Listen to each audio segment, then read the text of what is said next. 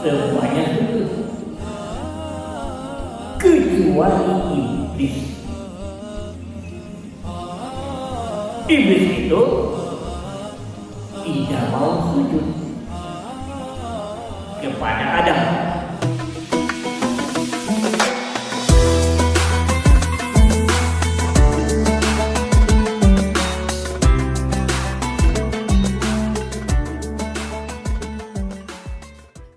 Alhamdulillahirabbil alamin. Wassalatu wassalamu ala asyrafil mursalin Sayyidina Muhammadin al-amin wa ala alihi wa sahbihi ajma'in. Allahumma rabbi shrah li sadri wa yassir li amri wa hlul 'uqdatam min lisani yafqahu qawli. Subhanaka la 'ilma lana illa ma 'allamtana innaka antal 'alimul hakim. Qala 'azza wa qa'il inna hadzal qur'ana yahdi lillati hiya aqwam wa yubashshirul mu'minina alladhina ya'maluna as-salihati anna lahum ajran kabira. Shadaqallahu adzim. Alhamdulillah, berkat qudrat dan inayah Allah Subhanahu wa ta'ala, kita sekalian masih diberi kesempatan untuk menikmati hidup ini sampai dengan hari ini, jam ini, menit ini, dan detik ini. Awal tahun 1448 Hijriah. Sering saya katakan, banyak di antara saudara-saudara kita, kawan-kawan kita, orang tua kita, bahkan tidak sedikit anak-anak kita yang pada awal tahun kemarin masih berkumpul dengan kita, pada awal tahun ini sudah mendahului kita untuk menghadap kepada Allah Subhanahu wa ta'ala. Inilah yang betul-betul harus kita syukuri kepada Allah Subhanahu wa ta'ala. Karena umur itu adalah modal paling utama bagi kita sekalian.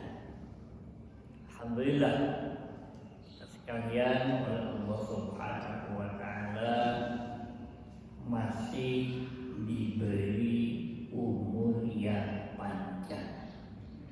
Lebih dari itu, kita mohon kepada Allah Subhanahu wa ta'ala, mudah-mudahan kita diberi kesehatan, jalan waringkas, kemudian keleluasaan, dan terakhir kemauan, sehingga kita bisa mengisinya dengan berbagai amal soleh. Itulah doa yang harus kita mohonkan kepada Allah Subhanahu wa ta'ala. Jemaah yang berbahagia, insya Allah pada pagi hari ini kita akan membahas lebih mendalam lagi tentang setan. As-syaitan fil Qur'anil Karim. Setan sebagaimana terdapat di dalam Al-Quran. Karena setan ini adalah salah satu di antara dua yang selalu mendorong kita kepada hal-hal yang tidak benar. Yang pertama yang terdapat di dalam diri kita, yaitu hawa nafsu. Innan nafsa la'ammaratun bisu. Sesungguhnya hawa nafsu itu selalu membawa kepada hal-hal yang jelek. Kemudian yang kedua, yang terdapat di luar diri kita, yaitu setan. Makanya saya selalu mengatakan bahwa dua hal ini betul-betul harus menjadi perhatian kita.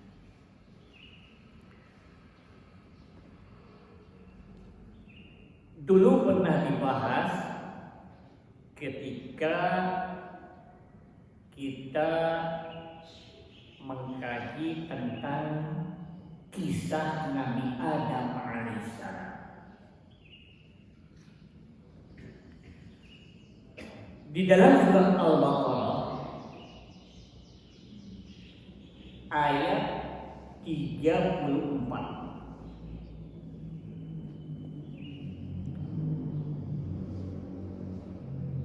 Allah Subhanahu wa ta'ala mengatakan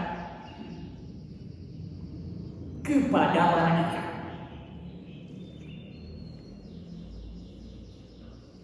firman Allah Subhanahu wa ta'ala,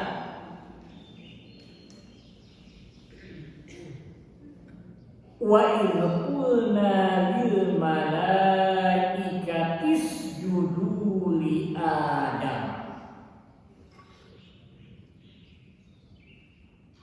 Ketika kami mengatakan kepada para malaikat, bersujudlah kepada Adam, fasajadu illa iblis, maka para malaikat itu pada sujud kecuali iblis. Aba wastakbara, dia enggan dan sombong, wa kana minal kafirin, dan iblis itu termasuk dari kelompok yang kafir.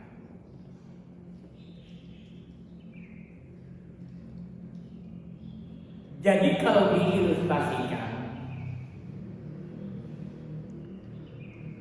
ketika Allah Subhanahu wa ta'ala telah menciptakan Adam, lalu Allah Subhanahu wa ta'ala menyuruh kepada para malaikat agar supaya sujud kepada Adam.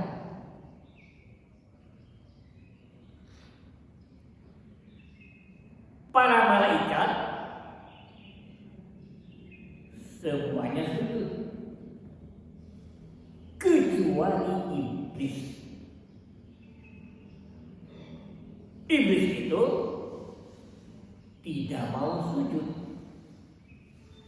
kepada Adam.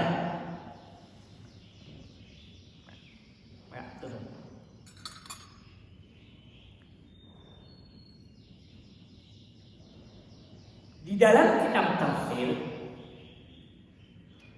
itu diperdebatkan apakah iblis itu tadinya malaikat atau jin.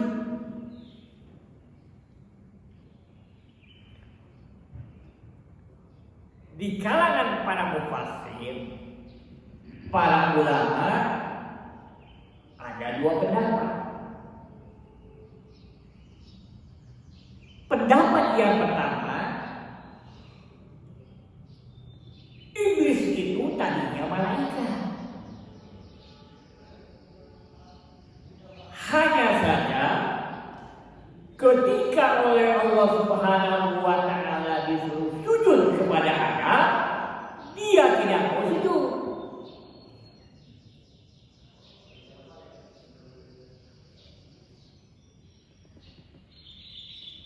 Kenapa dikatakan bahwa iblis itu tadinya malaikat?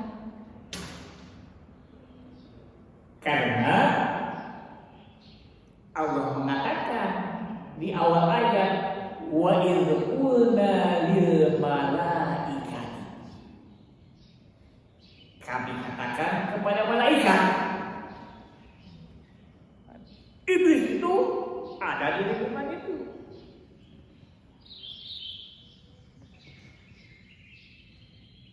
Kalau asal iblis itu bukan malaikat, tidak akan diberitakan oleh Allah.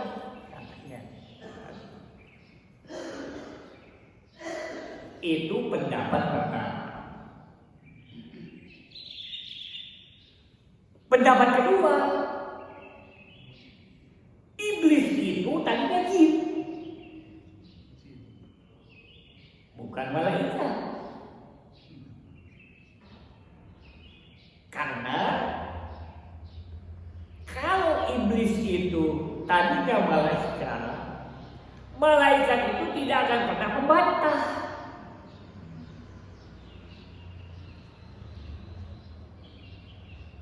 La ya'sunallaha ma amara. Malaikat itu kan ibadun mukramun. La ya'sunallaha ma amarahum wa yaf'aluna ma yu'mar. Malaikat itu adalah hamba-hamba Allah yang mulia. Di dalam surat At-Tahrim, nanti dilihat coba ayat berapa. La ya'sunallaha ma amarahum, tidak pernah membantah atau maksiat kepada Allah atas apa yang diperintahkan kepadanya. Wa yaf'aluna ma yu'marun, dan mengerjakan apa yang diperintahkan. Malaikat itu tidak akan pernah membantah karena tidak diberi hurriyatul ikhtiyar, kebebasan memilih. Karena yang diberi kebebasan memilih itu hanya dua, manusia dan jin, atau jin dan manusia.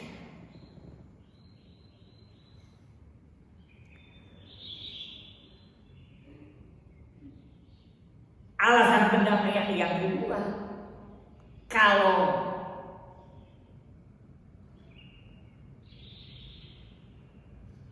iblis itu dari malaikat, yang alasan yang pertama, mereka tidak akan berkumpul dengan para malaikat. Pendapat yang mengatakan bahwa iblis itu berasal dari jin, karena dia berani menentang Allah.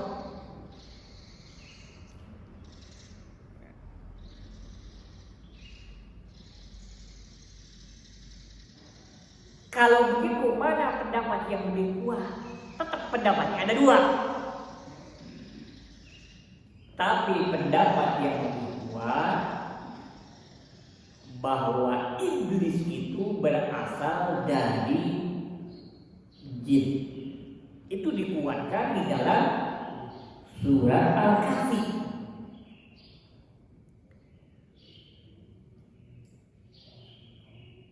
Fasajadu illa iblisa kana minal jinni fafasaqa an amri rabbi. Iblis itu tadinya dari jin, tetapi dia fasik, menentang terhadap perintah Tuhannya. Tapi tetap pendapat itu ada dua, hanya saja yang lebih kuat bahwa iblis itu berasal dari jin. Ya. Makanya seorang mufassir besar Al-Baghawi dia berpendapat bahwa malaikat itu punya potensi untuk salah, tapi tidak mengerjakan kesalahan. Nah, diambil dari pendapat yang pertama.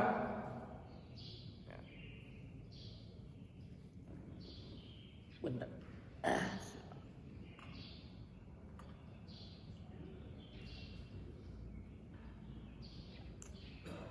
Apa alasan iblis tidak mau sujud kepada Adam? Alasannya aba wastakbar. Dia mempunyai rasa sombong. Di dalam ayat lain Allah Subhanahu wa taala mengatakan,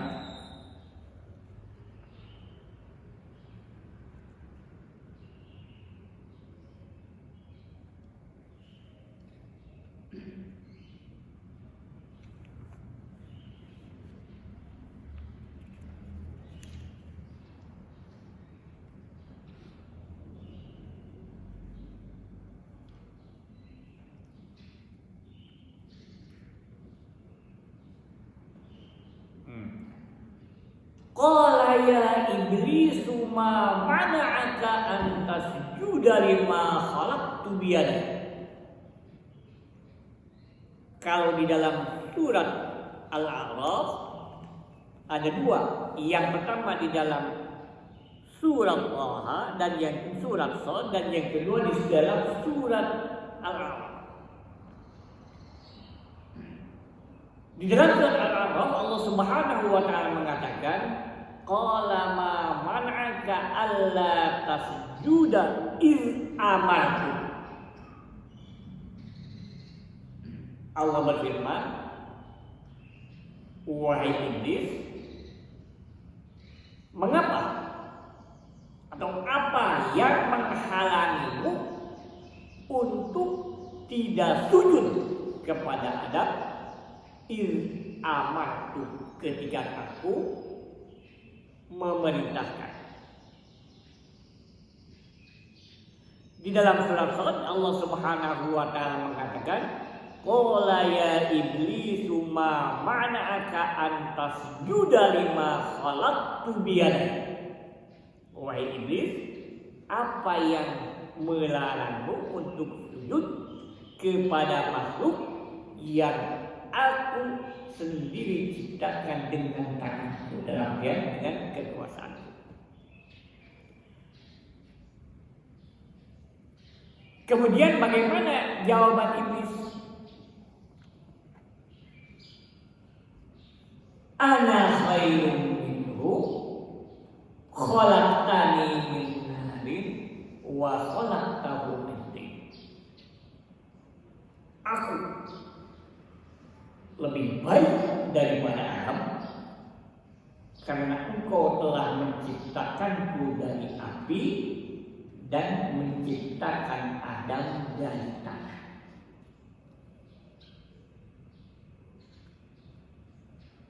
Jadi menganggap dirinya lebih mulia dibanding Adam. Maka dia tidak mau untuk sujud kepada Adam. Yang dasarnya tadi dia menganggap dirinya lebih baik dan ada perasaan sombong. Lima asjud liman khalaqta tina. Kenapa aku harus sujud kepada makhluk yang kau ciptakan dari tanah? Menurut dia bahwa dia yang diciptakan dari api lebih mulia dibanding yang diciptakan dari tanah.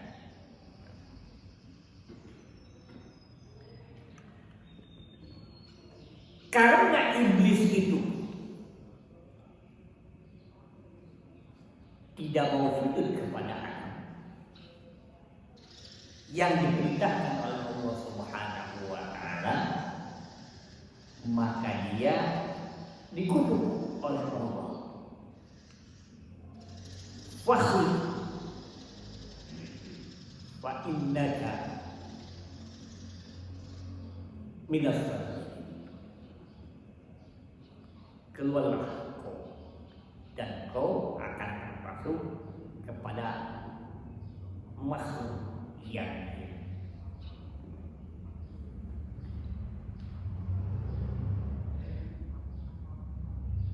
Setelah iblis dikutuk oleh Allah, dia menerima kutukan dari Allah.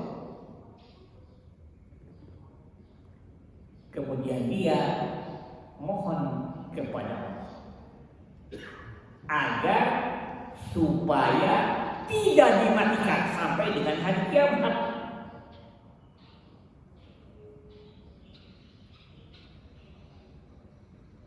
Qala fadzirni ila yaumi yub'ats. Ya Allah, Rabbi fadzirni. Ya Allah yang telah memberikan segala sesuatu, berikanlah aku tempo sampai hari di mana pada waktu itu dibangkitkan. Nah, permohonan iblis itu dikabulkan oleh Allah. Qala fa innaka minal munzirin. Kata Allah, engkau diberi kesempatan untuk hidup atau tidak mati ila yaumil ma'lum, kepada hari yang telah ditentukan, yaitu pada hari kiamat.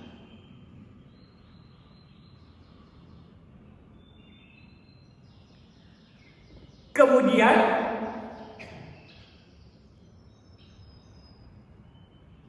iblis itu sumpah kepada Allah.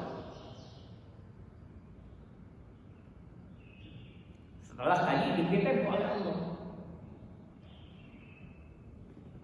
qala fa bi'izzatika la'uwiyannahum ajma'in. Demi keagunganmu,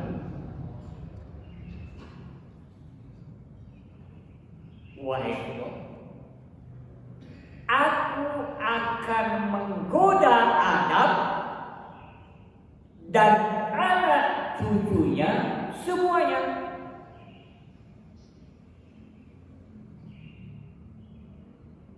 Illa ibadaka minhumul mukhlasin, kecuali hamba-hambamu yang ikhlas. Jadi semua orang sejak Adam alaihissalam sampai dengan hari kiamat, semuanya akan digoda oleh iblis alaihissalam, kecuali orang-orang yang ikhlas. Orang yang ikhlas itu tidak akan bisa digoda oleh iblis. Ya, makanya di dalam Islam, ikhlas itu betul-betul ditekankan. Karena selain orang yang ikhlas itu bisa digoda oleh iblis alaihi.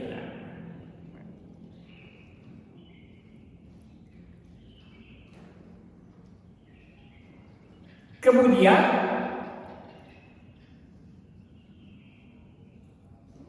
dari mana iblis itu menggoda kita?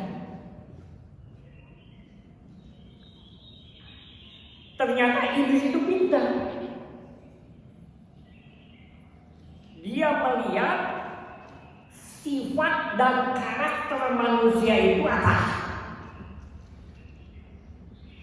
yang dominan.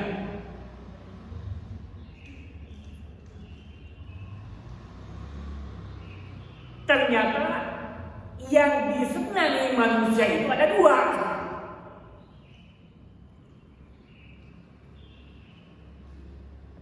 Yang pertama, manusia itu selalu ingin langgeng. Kemudian yang kedua, senang. Harta benda, jabatan, dan lain sebagainya. Kata iblis,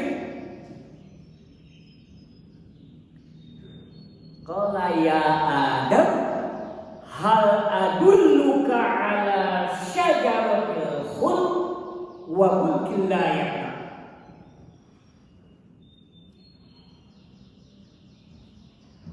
Wahai Adam, apakah tidak mampu aku menunjukkan kepadamu terhadap satu pohon di mana jika engkau memakan buahnya akan langgeng.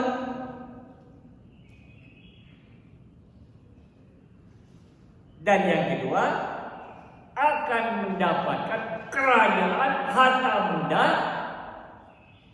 yang tidak habis-habis.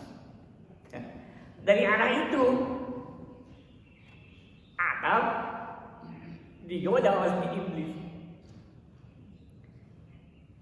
Hal adulluka ala syajaratil khuld wa mulkin la yabla. Maka Adam dan istrinya Hawa tergodalah oleh iblis. Kan di dalam surat Al-Baqarah dikatakan wala taqraba hadhihi syajarah. Janganlah kau mendekati pohon ini. Adam dan Siti Hawa bukan hanya mendekati, tapi lebih dari itu, dia memakan buah dari pohon tersebut.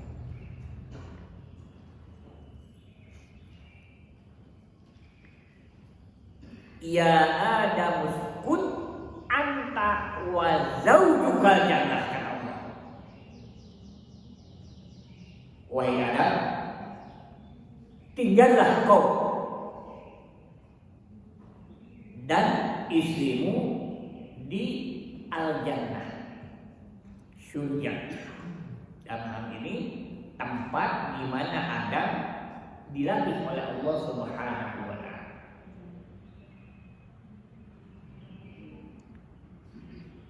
Fakula minha ragadan haitsu syi'tuma.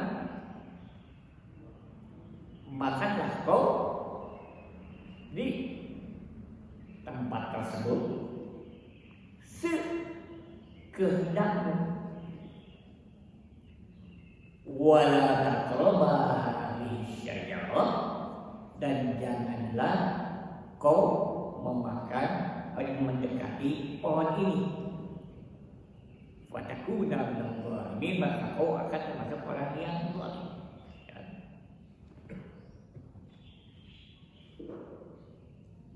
Itu kata Asy'arawi simbol dari dua hal. Kula minha ragadan haitsu syi'tuma, simbol daripada perintah.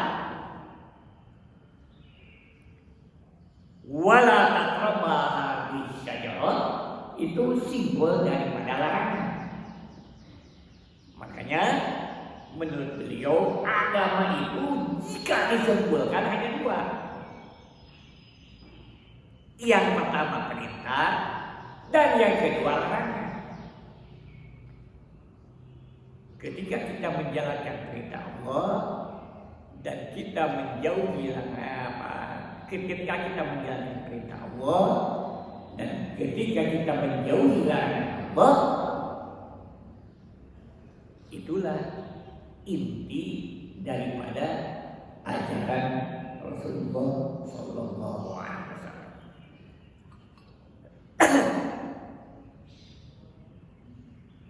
Bahkan kata beliau, Al-Quran itu jika disimpulkan, diperas, intinya itu hanya dua. Yang pertama, if'al, kerjakanlah perintah. Yang kedua, la taf'al, jangan dikerjakan, yaitu larangan.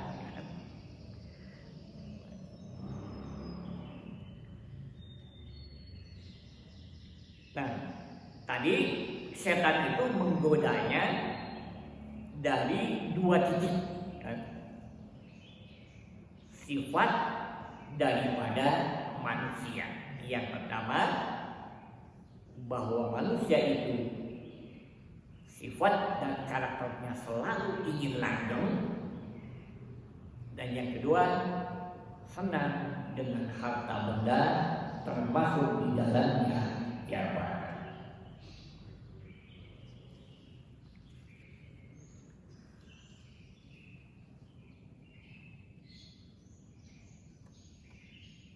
Kemudian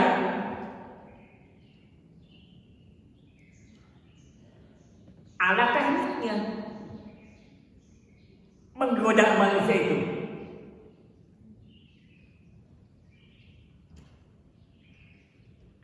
Kata iblis,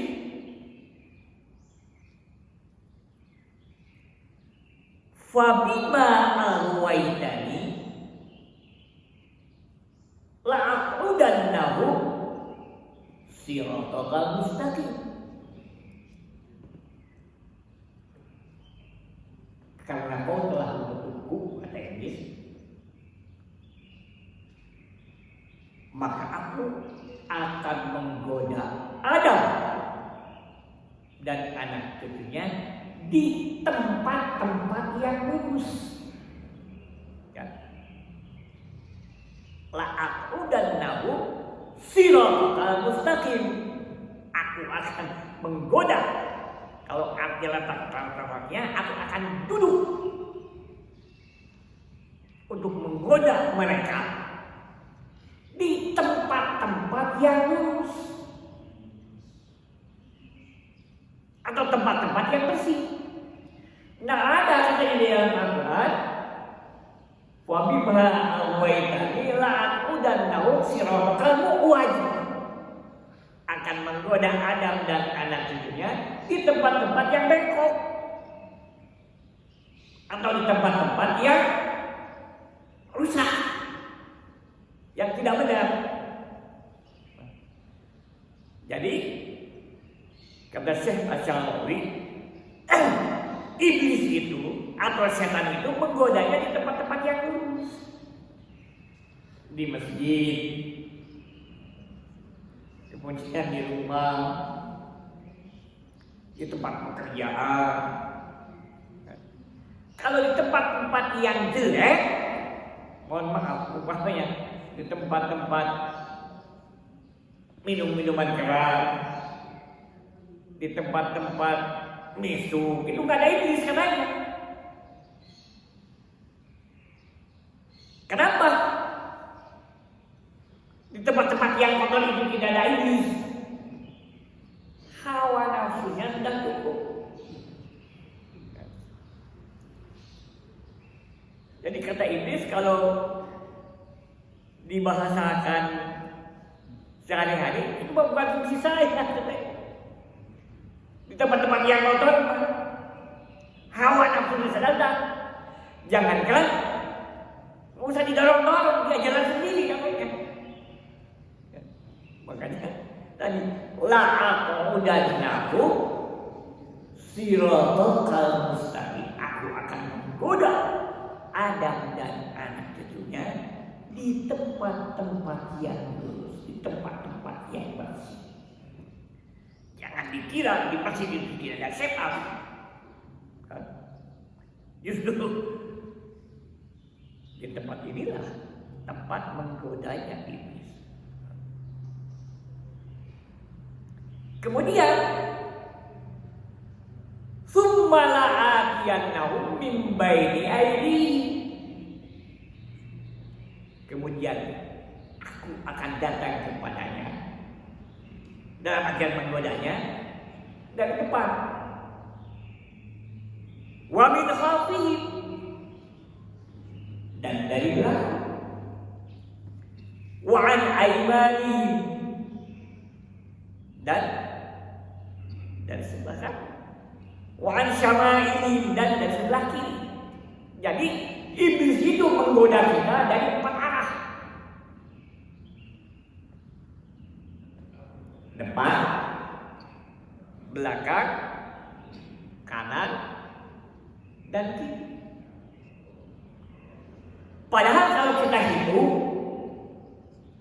arah itu bukan 4, tapi 6. Depan, belakang, kanan, kiri, atas, dan bawah.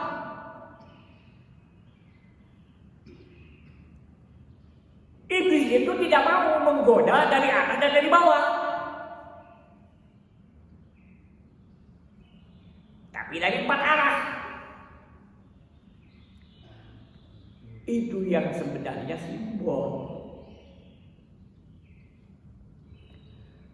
Orang yang mengakui bahwa Allah itu adalah zat yang maha tinggi, zat yang maha kuat, dan dia menganggap dirinya sebagai zat yang maha rendah, itu tidak akan bisa digoda oleh iblis. Atau katanya atas itu tempat naiknya amal-amal soleh.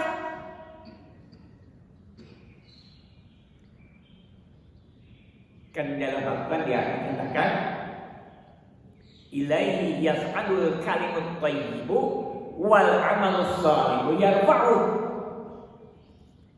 Ilaihi, kepada Allah akan naik ucapan yang baik dan amal soleh yang mengangkatnya ke atas. Bawah itu tempat sujud. Sujud itu kan bentuk dari penghambaan kita, menganggap bahwa diri kita itu adalah makhluk yang maha lemah, meletakkan sesuatu yang paling mulia, yaitu kepala, diletakkan di paling bawah.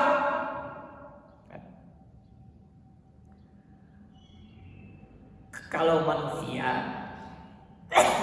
yang paling mulia itu adalah yang paling atas, kepala. Kenapa? Karena di kepala itu ada otak.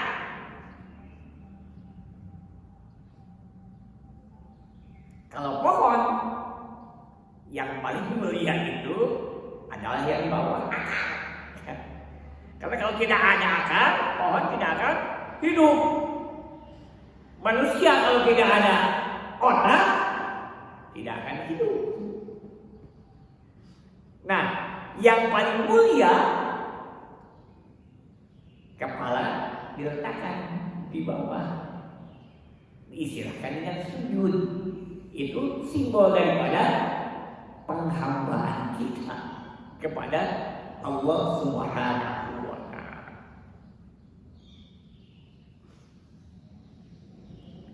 Wala tajidu aktsarahum syakirin. Kemudian kita harus betul-betul bisa membedakan antara maksiat iblis dan maksiat Adam.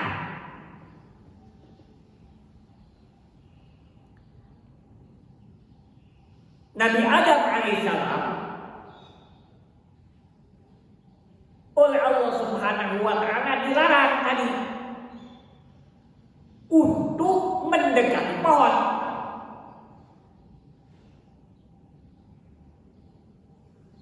Wala taqraba hadhihi syajarah. Janganlah kau mendekati pohon ini. Tapi Adam tidak kuat.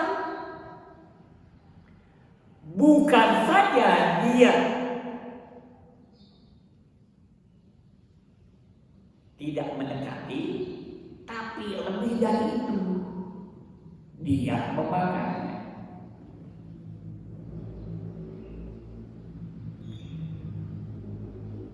Setelah dia memakan buah dari pohon itu, fatalaqa Adamu kalimatin fataba alaiha. Adam tobat kepada Allah bahwa dia mengakui dirinya tidak kuat sehingga melanggar aturan-aturan Allah. Dalam ayat lain Allah Subhanahu wa Ta'ala mengatakan, kata Adam,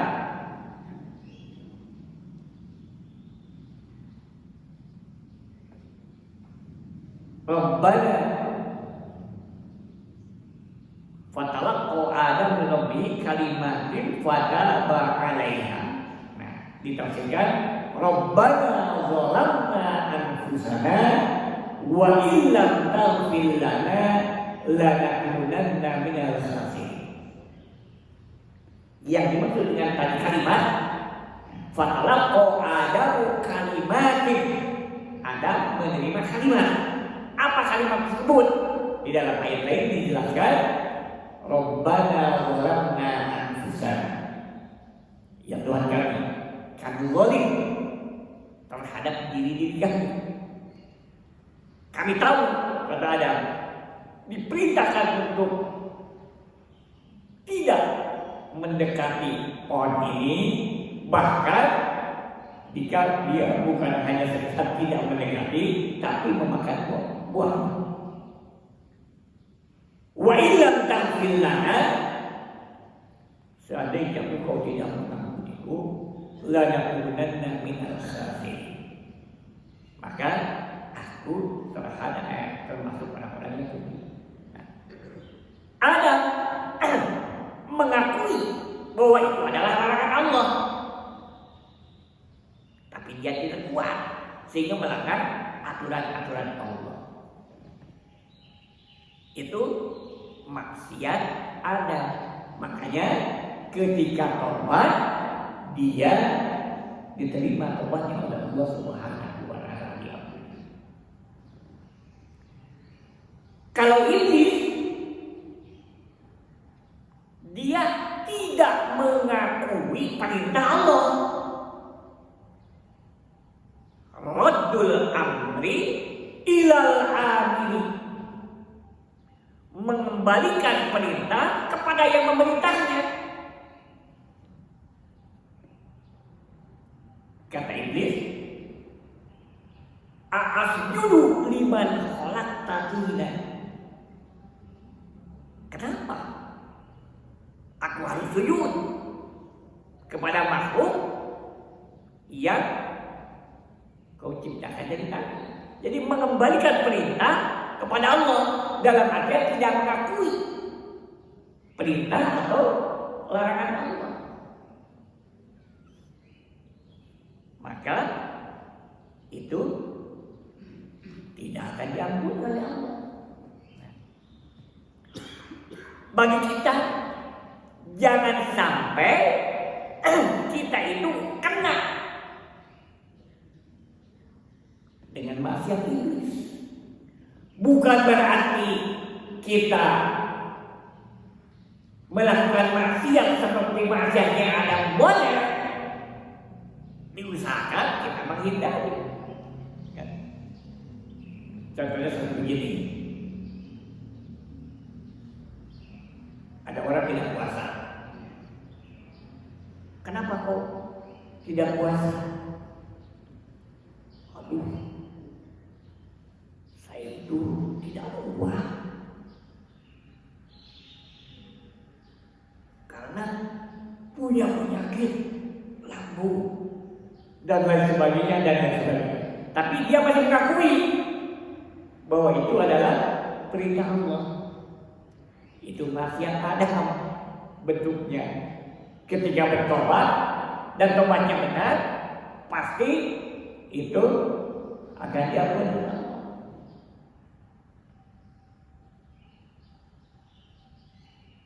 Kalau umpamanya ada seseorang tidak puasa, kenapa kau tidak puasa? Kenapa saya harus puasa? Itu maksiat iblis. Termasuk sholat pun. Kenapa kau tidak sholat? Alasannya saya itu anu. Tapi dia kalau mengakui bahwa sholat itu wajib, tetapi dia tidak mengerjakan, ketika dia berbuat akan diampuni. Tapi kalau kita tanya, kenapa kau tidak sholat? Kenapa saya harus sholat? Sholat dan tidak sholat, hidup makan begini, itu masih aktivis. Tidak akan diampuni oleh Allah Subhanahu wa ta'ala.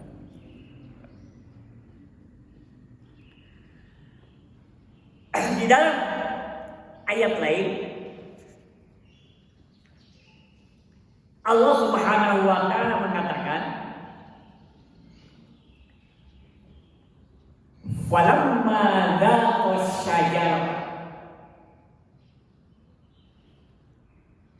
Ketika Adam dan Hawa mencicipi buah dari pohon yang dilanggar oleh mereka berdua, badat lahuma sawatuhuma, maka tampaklah kemaluan keduanya. Wa qafiqa yasifan min warqil jannah. Kemudian Adam dan Hawa itu berupaya untuk menutupinya dengan daun-daun dari pepohonan yang ada di tempat tersebut. Tadinya Adam dan Hawa itu tertutup. Ketika melanggar aturan Allah, yaitu memakan buah dari pohon yang dilarang itu, terbukalah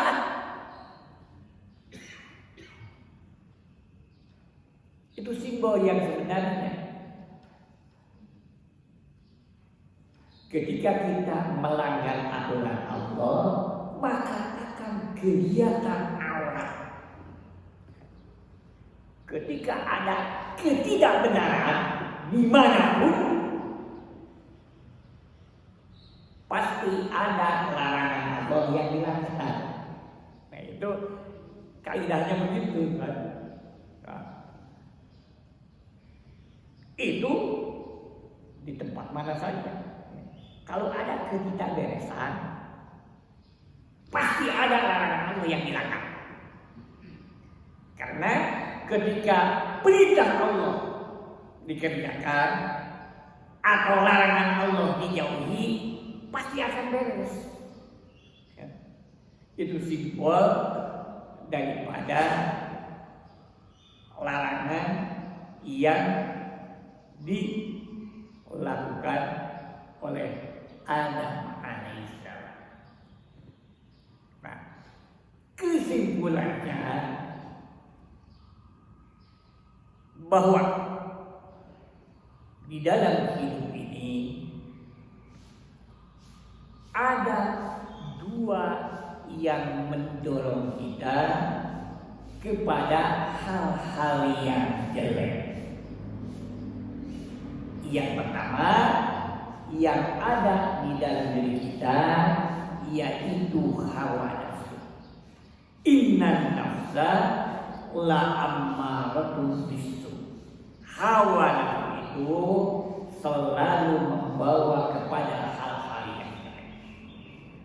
Kemudian yang kedua yang ada di luar diri kita tiada lain adalah iblis atau setan. Nah, setan ada yang bersifat zat yang iblis, ada yang sifatnya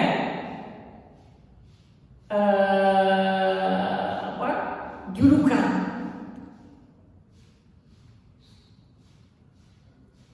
Kalau yang sifatnya zat tadinya iblis,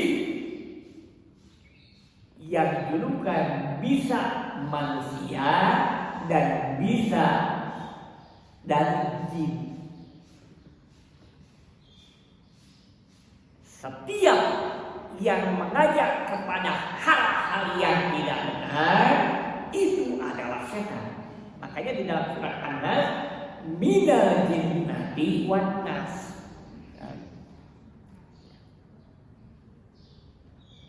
Kemudian setan itu biasanya selalu menggoda kita di dalam hal-hal yang kita lemah. Yang kita kuat dan digoda oleh setan. Umpamanya kita kuat di dalam sholat berjamaah, tidak akan digoda dari bidang itu. Tapi digoda dari bidang lain yang lemah. Umpamanya di dalam bab sedekah. Dan ada orang yang kalau berjamaahnya itu kuat gitu, tapi sedekahnya lemah. Nah, digoda dari sana. Kemudian orang yang kuat dalam sedekahnya, umpamanya sholatnya itu lemah, digoda dari sana. Makanya kita harus mengetahui bahwa titik-titik kelemahan kita ini di mana. Karena kita sendiri yang tahu kita itu kuat di mana, lemah itu di mana. Nah, di dalam hal-hal yang lemah, dari sanalah biasanya setan menggoda kita. Mudah-mudahan kita sekalian dijauhkan dari godaan setan. Maka di dalam Al-Quran Allah Subhanahu wa Ta'ala mengatakan, wa idza qara'tal Qur'ana fasta'idz billahi minasy syaithanir rajim. Ketika kau akan membaca Al-Quran atau akan mengerjakan apapun itu dianjurkan, maka kau harus minta kepada Allah untuk dijauhkan dari setan yang dikutuk. Mudah-mudahan kita sekalian dijauhkan dari godaan setan dan juga dijauhkan dari bawaan hawa nafsu kita. Amin ya Allah ya rabbal alamin. Wa ala ya qabul al-Fatihah. A'udzu billahi minasyaitonir rajim. Bismillahirrahmanirrahim. Alhamdulillahi rabbil alamin arrahmanir rahim maliki yaumiddin. Iyyaka na'budu wa iyyaka nasta'in. Ihdinas siratal mustaqim. Siratal ladzina an'amta 'alaihim ghairil maghdubi 'alaihim waladdallin. Mudah-mudahan kita sekalian tadinya dipanjangkan umur oleh Allah Subhanahu wa Ta'ala, diberi kesehatan dan diberi taufik dan hidayah sehingga bisa mengerjakan apa yang diperintahkan Allah dan menjauhi apa yang dilarang oleh Allah Subhanahu wa Ta'ala. Amin ya Allah ya rabbal alamin. Mudah-mudahan bermanfaat. Wassalamualaikum warahmatullahi wabarakatuh. Heh.